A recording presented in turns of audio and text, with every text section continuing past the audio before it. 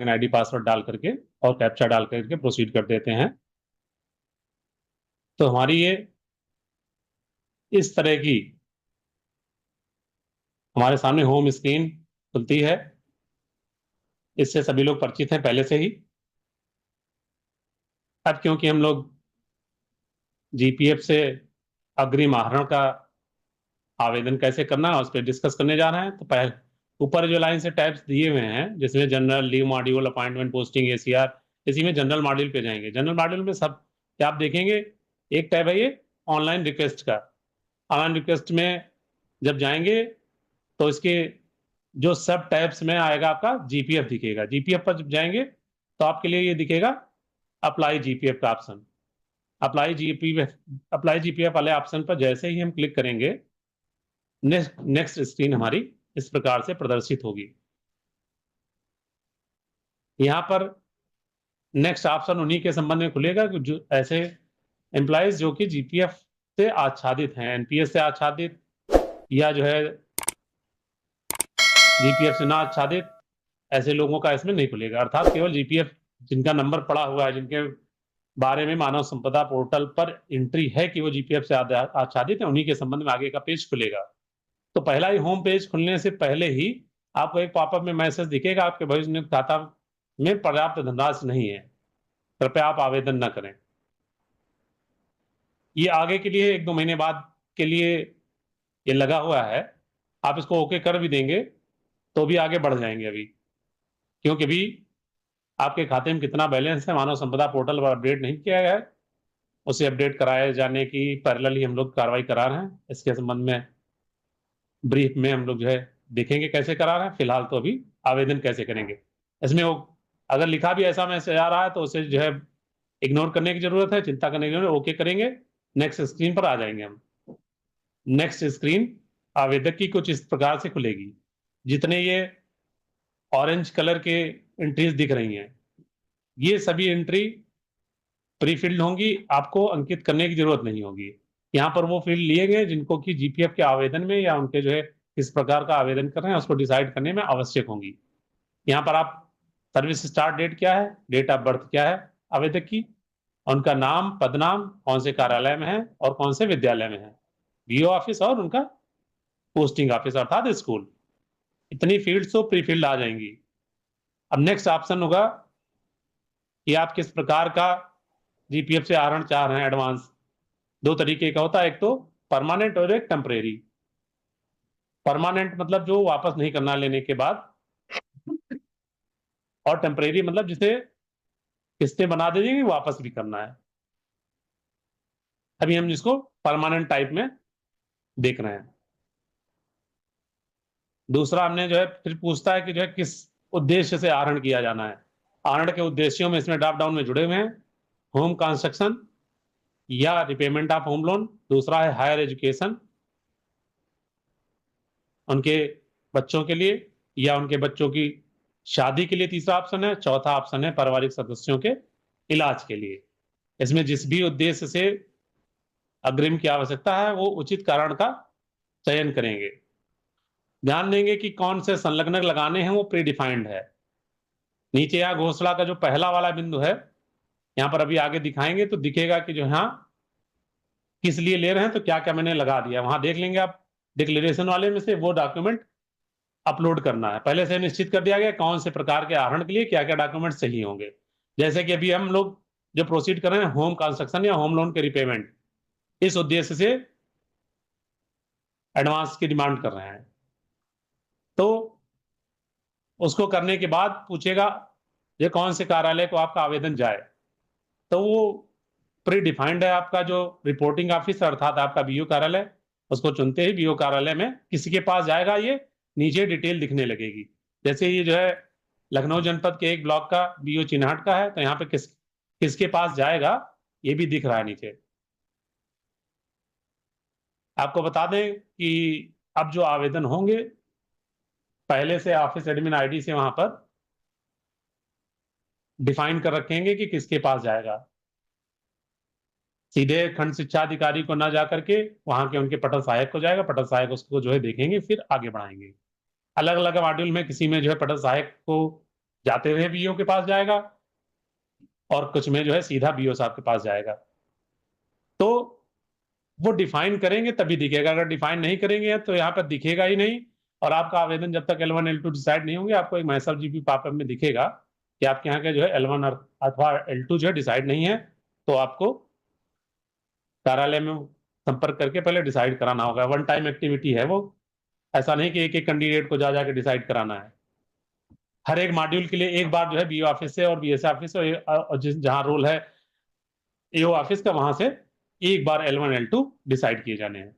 तो डिसाइड कर देंगे, जैसे इसमें जो हम लोगों ने उदाहरण लिया है, इसमें डिसाइड किया हुआ है, तो दिखने लगा कि यहाँ से बीओ ऑफिस के L1 जो है ये लोकपाल जी, इनके पास जाएगा आवेदन। फिर क्या है नेक्स्ट, उसमें आप आवेदित धनराशि भर देंगे, कितने रुपए का एडवांस मांग रहे हैं।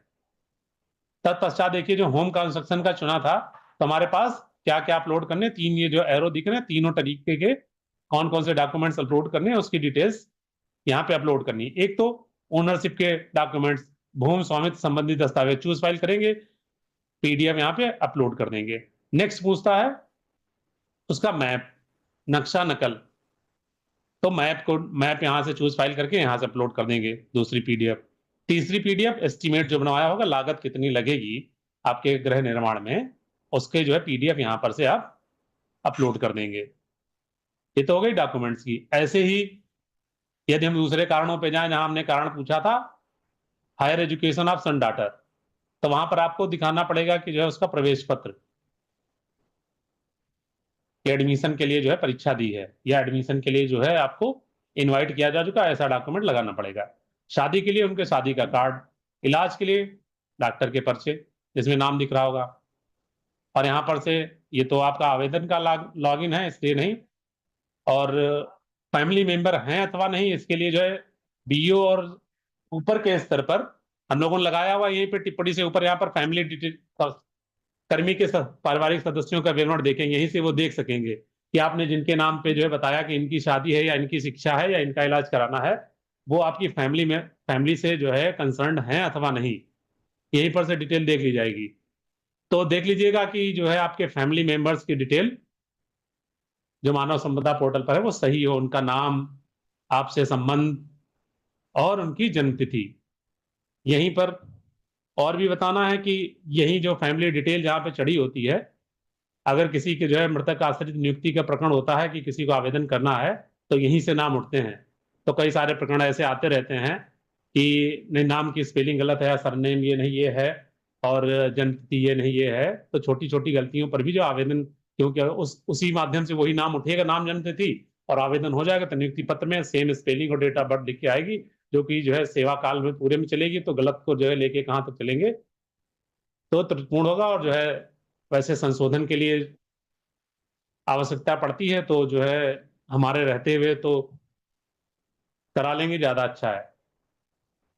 इसलिए फैमिली डिटेल में तो सभी से अनुरोध रहेगा, अपने अपने और अपने फैमिली के मेंबर्स जिनका भी कह रहे हैं, स्पेलिंग बिल्कुल सरनेम सही, जितना जो कुछ लिखना है, जो ऑन डॉक्यूमेंट्स है, ऑन पेपर है, उतनी स्पेलिंग सही लिखी हो और उनसे रिलेशनशिप सही लिखी हो, साथ ही में उनकी डेट ऑफ बर्थ, वो भी डेट मंथ और ईयर बिल्कुल करेक्ट हो। खैर अभी इस पे आते हैं जीपीएफ एडवांस पे, तो फैमिली मेंबर्स की डिटेल भी वहां देखी जा सकेगी। तो इस तरीके से हम लोगों ने जो है देखा कि रिलेवेंट डॉक्यूमेंट्स होम कंस्ट्रक्शन से जो है संबंधित लिख के, और हम ये लिखा फाइल अपलोडेड सक्सेसफुली, अर्थात आपने जो डॉक्यूमेंट्स जो है अपलोड किए थे उसकी बात कर रहे हैं कि वो अपलोड हो गया। यहाँ पे देखिए जैसे जो है इसमें हायर एजुकेशन का चुना हुआ, पीछे जो है शेडेड में दिख रहा होगा, और नीचे दिख रहा निकासी हुए, तो मैं जो है आवश्यक अभिलेख पत्र, प्रवेश पत्र को संलग्न कर रहा हूँ। यहाँ देखिए जो है कौन सा डॉक्यूमेंट अपडेट करना है लिखा हुआ नीचे, ऐसे सब में लिखा हुआ आएगा। तो फिर रिमार्क में आपने जो संलग्नक लिखा, इतने बिंदुओं पर जो लिख गया, उसके अतिरिक्त यदि आपको लगता है कि कुछ मुझे कहना था, मेरी बात छूट गई, ठीक है, यहाँ ये ध्यान देने की जरूरत है, ये सारे मॉड्यूल्स इसलिए लागू किए जा रहे हैं कि सारे काम कॉन्टैक्ट लेस हों और पारदर्शिता बनी रहे। तो अतिरिक्त कुछ बात आपको कार्यालय में जाके समझाने की या उनको समझने की आवश्यकता न रह जाए, इसलिए यहाँ पर जो ऊपर जो डिटेल दे पाए हैं या संलग्नक अपलोड किया है, उसके बाद भी कुछ लगता है कहना रह गया, उसके लिए टिप्पणी में आप कुछ भी अपने जानकारी उसमें लिख सकते हैं। और उसके बाद नीचे जो है आपका डिक्लेरेशन में है 2 जगह चेक बॉक्स बना, वहां करना है कि जो एडवांस जिस राशि के लिए मांग रहे हैं उसके संलग्नक जो निर्धारित है वह संलग्न कर रहे हैं। और दूसरा ये नीचे डिक्लेरेशन है कि यहाँ जो सूचना दे रहे हैं वो सही है, कोई भी जो डिस्क्रिपेंसी पाई जाती है तो आप रिस्पॉन्सिबल होंगे उसके लिए। साथ ही जिस पर्पज के लिए एडवांस लिया जा रहा है उसी पे यूज करेंगे। फिर आप जो है नीचे मैं उपरोक्त घोषणा के सभी बिंदुओं से सहमत हूं इस वाले चेकबॉक्स को क्लिक करेंगे और सबमिट पे क्लिक करते ही आपका जो है आवेदन सबमिट हो जाएगा और आपका दिखने लगेगा मैसेज, आपका विश्वविद्यालय आवेदन सुरक्षित किया जा चुका है। उपरोक्त आवेदन का विवरण नीचे सारणी में देखें। यहाँ पर यह भी बताना है कि ये सारे मॉड्यूल्स में जो अप्लीकेंट के या जो है लाभार्थी के लेवल पे अलग अलग एक्शन जो होगा, जो लाभार्थी ने खुद किया उस एक्शन को छोड़कर अन्य स्तर से जो भी एक्शन होंगे उसके संबंध में हम लोगों ने एसएमएस भी इंटीग्रेट कराए हैं। अलग अलग एक्शन पे अलग अलग कार्रवाई के लेवल पे, चाहे बीओ स्तर से कुछ कार्रवाई हो जाएगी आपके प्रकरण में, अथवा बीएसए साहब के स्तर से, अथवा एओ साहब के स्तर से, या जो भी है। तो अलग अलग लेवल पे हम लोगों ने जो है एसएमएस भी इंटीग्रेट कराए हैं, जो कि वहां पर आपको अन्य लेवल से उसके निस्तारण पर आएंगे, जिससे आप अपने उसके प्रकरण की प्रगति से अवगत रहेंगे।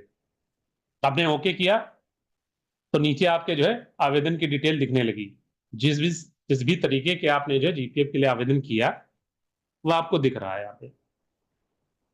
अब क्या करेंगे, ये तो विंडो दिख रही है, साथ में जो संलग्नक किए वो भी दिख रहे हैं। अब यदि आपको कहीं लगता है कि बिना जब तक किसी उच्च स्तर से, मतलब आपके अतिरिक्त आगे के लोगों ने कोई एक्शन नहीं लिया आपके प्रकरण पे, तब तक आपके सम्मुख ये जो है स्वतंत्रता है कि आप इस प्रकरण को, या तो आपको लगता नहीं नहीं नहीं अब तो जो है हमें एडवांस की आवश्यकता ही नहीं बची, या आपको लगता है गलत डॉक्यूमेंट लिख दिया या कम ज्यादा मांगना था, कुछ और जो भी है, जिस भी कारण से आपको लगता हो कि आवेदन नहीं करके दोबारा आवेदन करने की आवश्यकता है, तो आप जो है यहाँ पर डिलीट का ऑप्शन है नीचे जो डस्टबिन टाइप का बना हुआ है, उसको जो है क्लिक करेंगे तो एक बार मैसेज आएगा आर यू श्योर, ओके कर देंगे तो ये प्रकरण डिलीट हो जाएगा, आप दोबारा आवेदन कर सकेंगे। और यहाँ पर आपको स्टेटस में दिखता रहेगा, पहला वाला प्रकरण जैसे फॉरवर्डेड, एक लेडी से फॉरवर्ड हो चुका, किनके पास पेंडिंग है, मतलब बीओ ने फॉरवर्ड कर दिया है। नीचे वाले में पेंडिंग दिख रहा है, पेंडिंग किनके पास, बीओ के L1 के पास, अर्थात उनके पटल सहायक के पास। इस प्रकार से आप वहां स्टेटस भी देखते रहेंगे। और जब ये एडवांस स्वीकृत हो जाएगा तो यहाँ डिलीट बटन के नीचे यहाँ पर जो ऐसे ही पीडीएफ डाउनलोड करने का साइन दिखने लगेगा, मेन जो आइकन दिखने लगेगा, उस पर क्लिक करके आप स्वीकृति आदेश भी प्रिंट कर सकेंगे। तो इस तरीके से इतनी